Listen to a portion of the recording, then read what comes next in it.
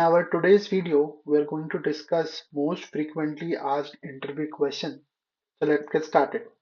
The very basic and the first question is insertion sort is an in-place sorting algorithm question mark.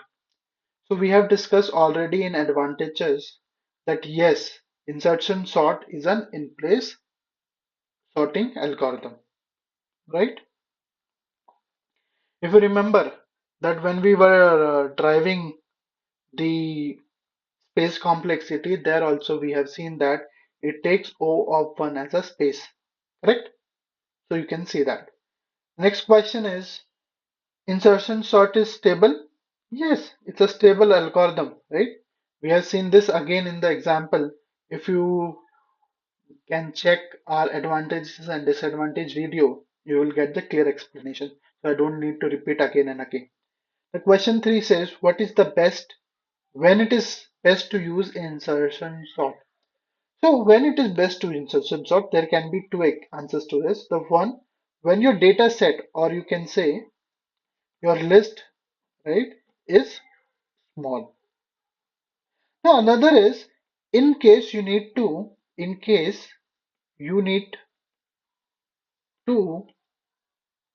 sort only, or you can say put few elements into the sorted array.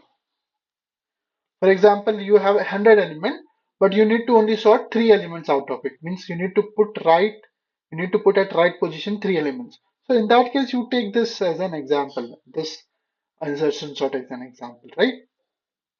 So you can put that. It can also be useful when the input array is almost sorted and only a few elements are placed in complete big array. Correct? The fourth question, it asks which approach it follows and how it is different from divide and conquer. So if you have seen my first video about introduction of insertion sort, I started with this approach. I says it's kind of an incremental approach, or I can say it is following a decrease and conquer approach.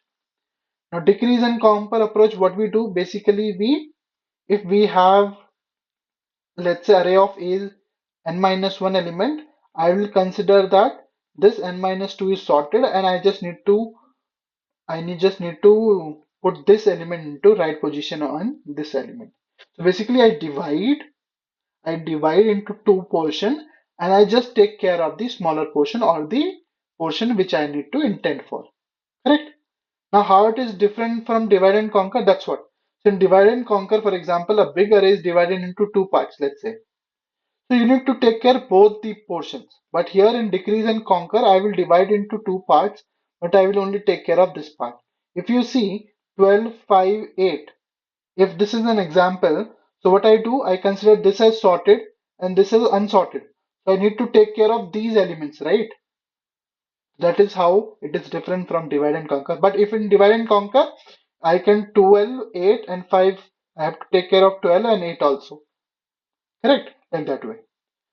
The next question is, what are extreme cases of insertion sort?